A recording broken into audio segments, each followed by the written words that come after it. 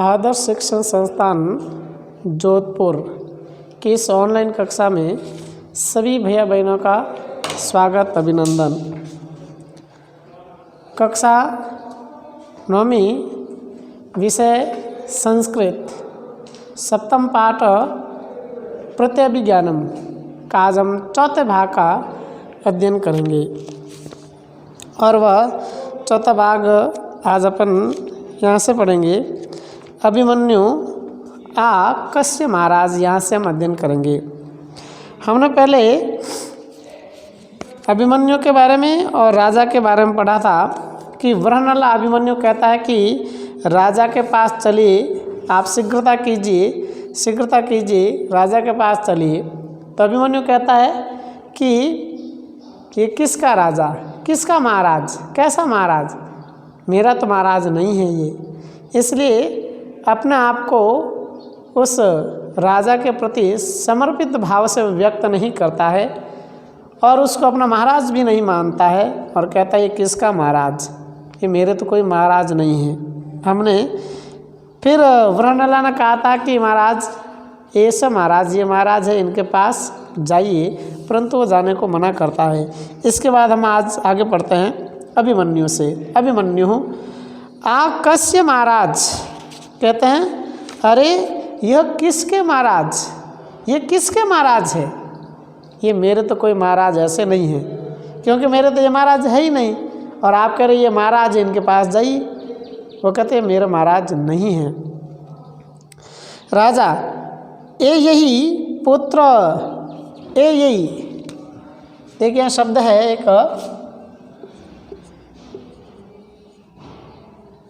यही यानी इसमें एक संधि है,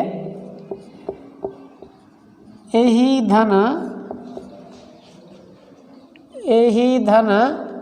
यही, यह संधि है। यही धन यही यानी इसका अर्थ होता है आओ, पुत्र यानी पुत्र। राजा कहता है हे पुत्र आइए, कथम न माम अभिवादयसी, तो मम धन अभिवादयसी।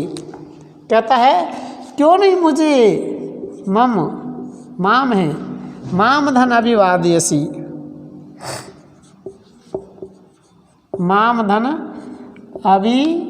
अभिवादयसी। इसमें अनुस्वार संधि है।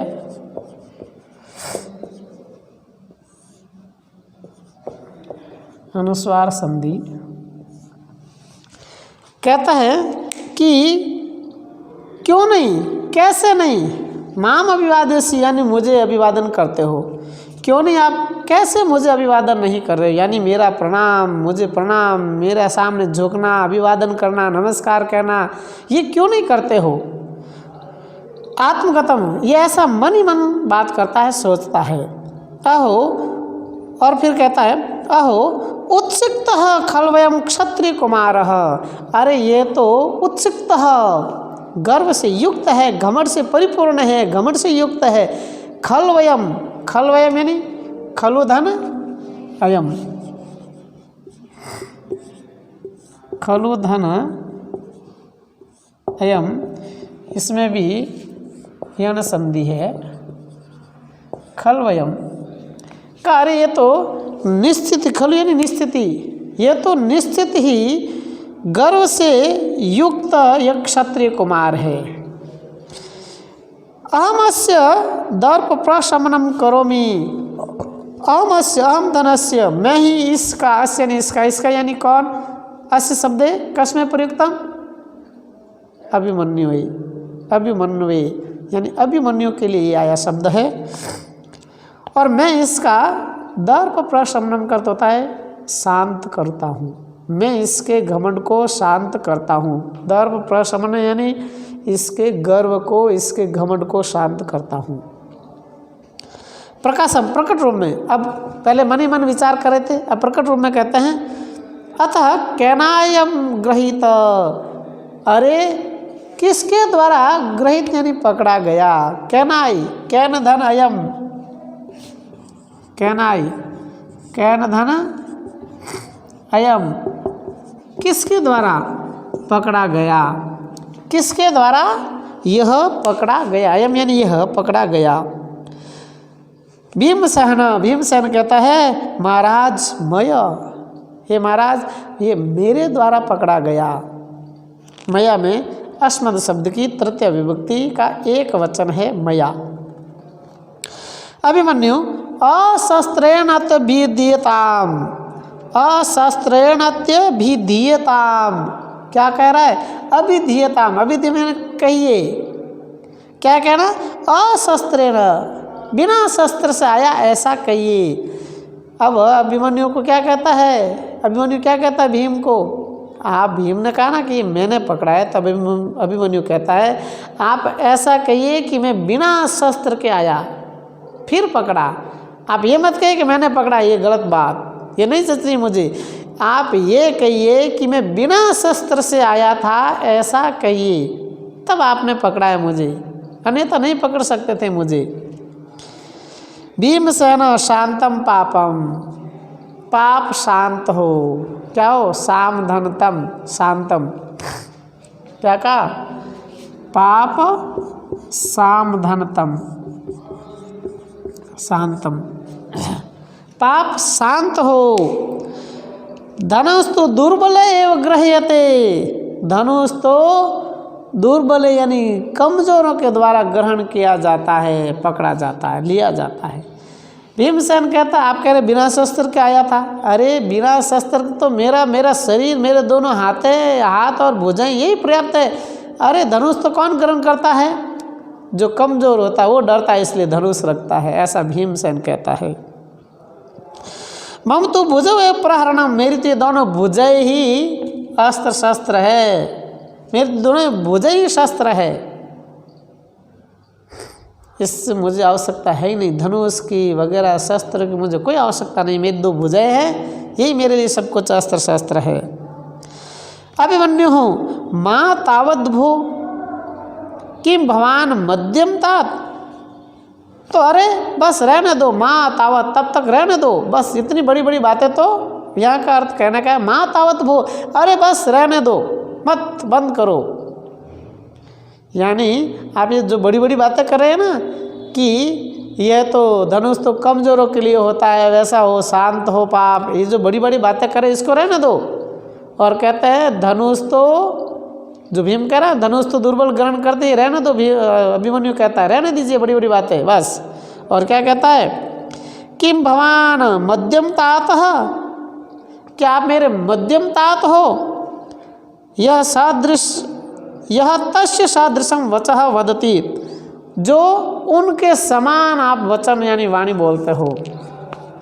क्या कहता है, क्या आप मेरे मध्यम तात हो, यानी मध्यम तात का मतलब क्या, तो हम सब जानते हैं सबसे पहला पांडवों में युधिष्ठिर था, उसके बाद भीम था, उसके बाद अर्जुन, फिर सहदेव वगैरह, नकुल वगैरह इत्यादि ये थे। अब इसमें क्या कहा, मध्यम तात का ये कहा कि ये अभिमन्यु अर्जुन का पुत्र है,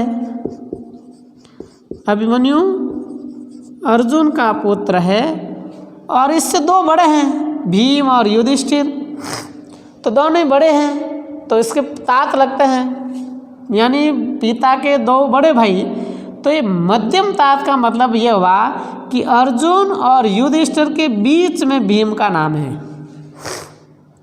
यानी ये मध्यम तात इसलिए कह रहा है कि अर्जुन और युधिष्ठिर से बीच में ही आता है, इसलिए मध्यम है। और मध्यम बीच में दोनों के, अर्जुन और युधिष्ठिर के बीच में है इसलिए मध्यम।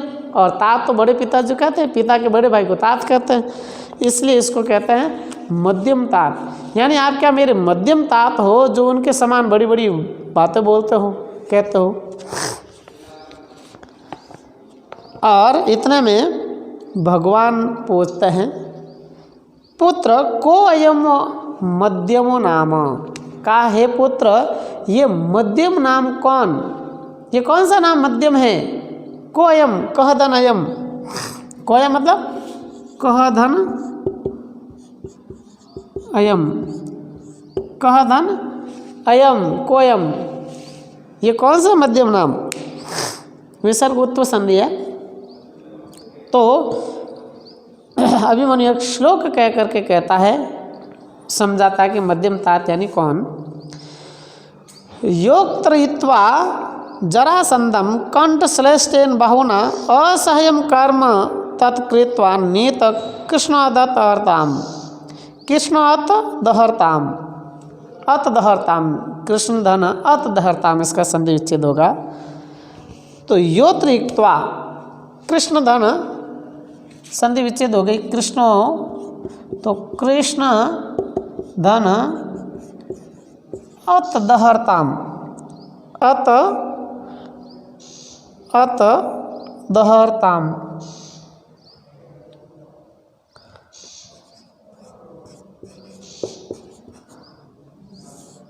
अत दहरताम, इसमें भी विसर्ग उत्व संधि है।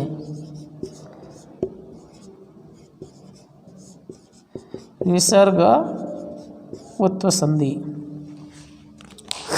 तो कह रहे हैं और श्लोक के माध्यम से कहते हैं योत्रिक्त्वा जरासंधम कंठ श्लेष्टेन बाहुना, यानी कौन मध्यम तात, यानी मध्यम तात यानी भीम के बारे में कह रहा है कि योत्रिक्त्वा, योत्रिक्त्व का बांध करके लपेट करके, जरासंधम, जरासंध को, मैंने आपको पहले जरासंध के बारे में बताया था कि जरासंध कौन, हम सब जानते हैं कि भगवान कृष्ण के और कंस के बीच में शत्रुता थी। भगवान कृष्ण ने कंस को मार दिया था और कंस का दामाद था जरासंध, इसलिए जरासंध कंस का दामाद होने के कारण वह कृष्ण से शत्रुता करने लगता है और उसने कई बार मथुरा पर आक्रमण भी किया और कई बार कृष्ण को पकड़ा भी, लेकिन कृष्ण भगवान उससे बच करके निकल जाते हैं, इसलिए वो जरासंध वो हो।